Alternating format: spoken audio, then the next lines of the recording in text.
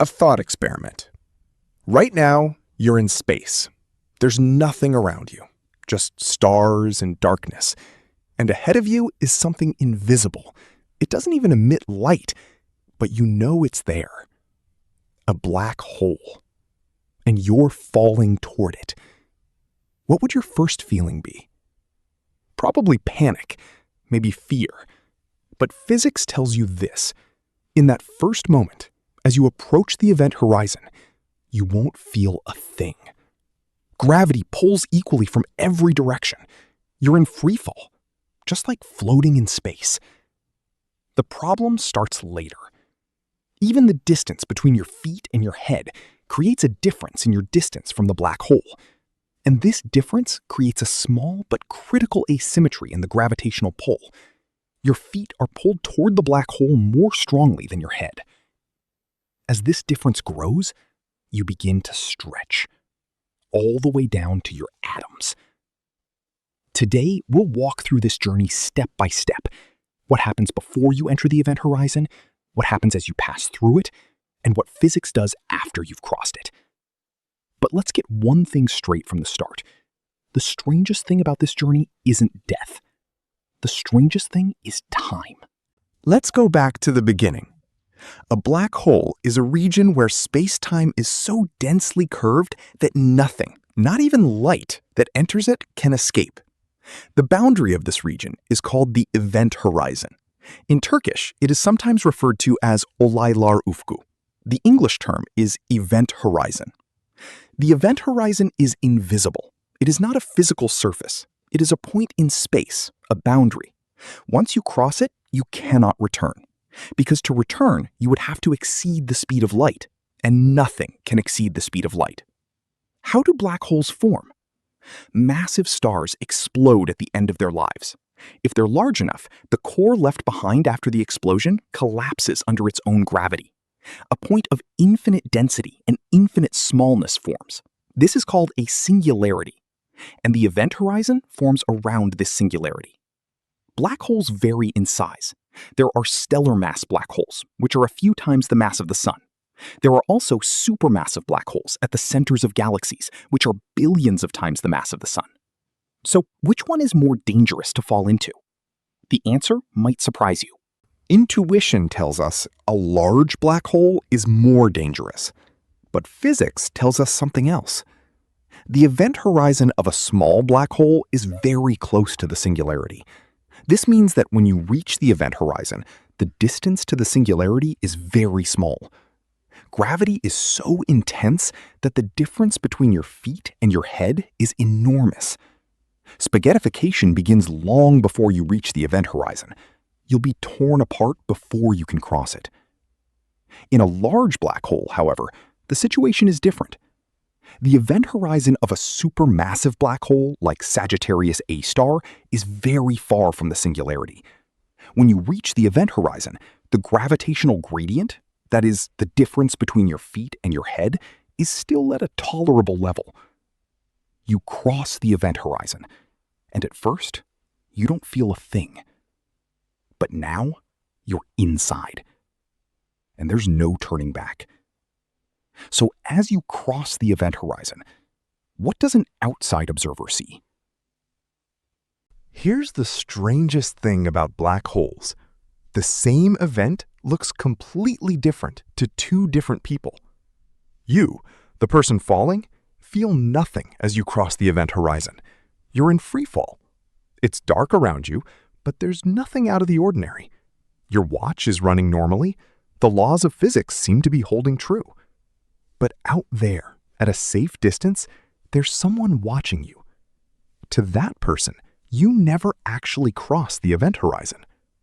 Why? Because as you approach the black hole, time slows down for you. And when you reach the event horizon, from the outside observer's perspective, time stops completely for you. You appear frozen.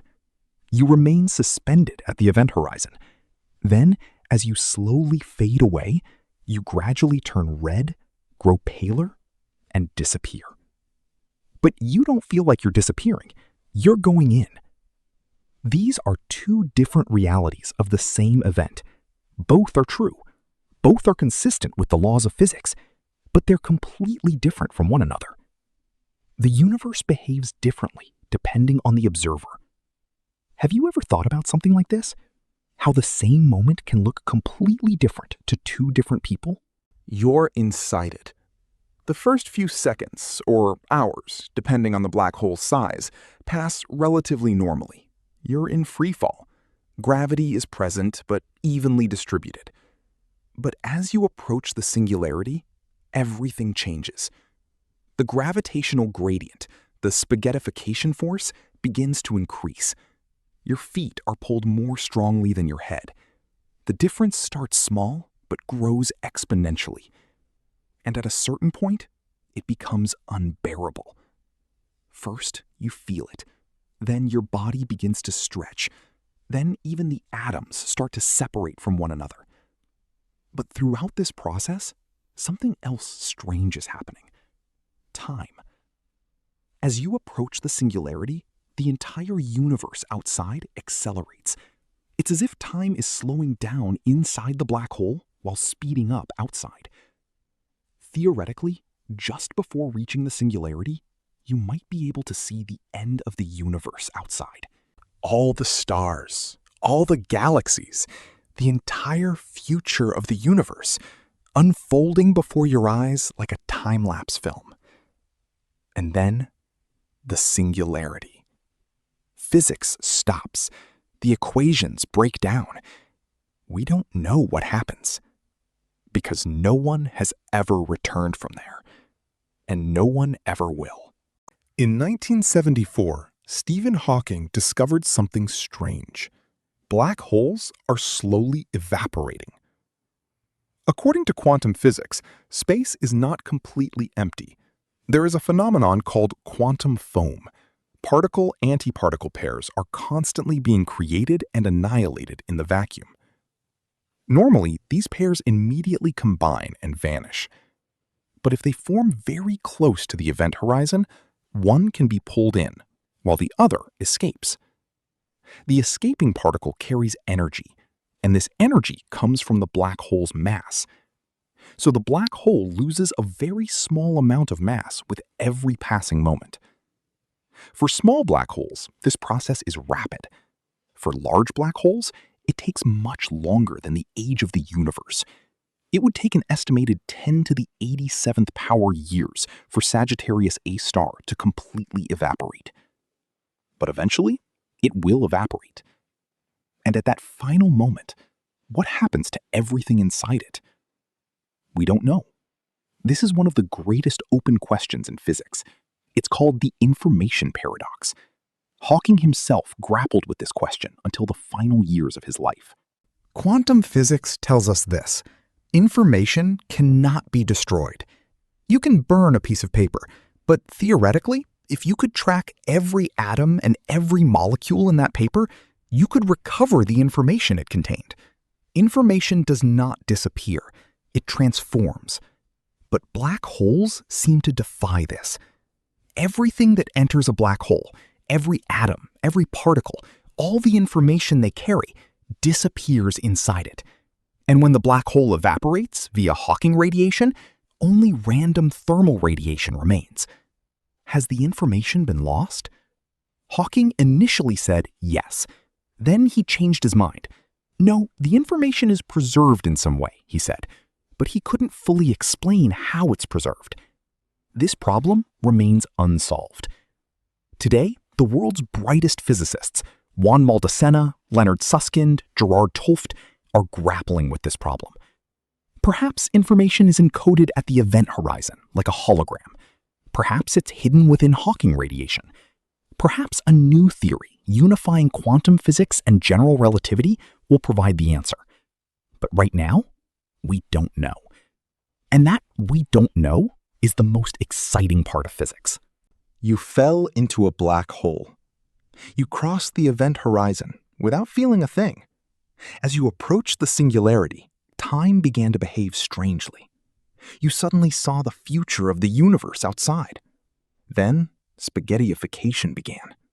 Then, physics stopped. But someone watching you from the outside never saw you pass by. They watched your image, frozen at the event horizon, slowly fade away. Two realities, the same moment. Both are true. Perhaps black holes are telling us this: the universe is far more complex than we think. Reality depends on the observer. And what knowledge is, in a physical, fundamental sense, remains an unanswered question. Hawking asked this question throughout his life. He passed away without finding the answer. But he left the question behind. And perhaps the greatest scientific legacy isn't the answers. It's the right questions. So what do you think happens inside a black hole? Does information truly vanish? Let's discuss it in the comments.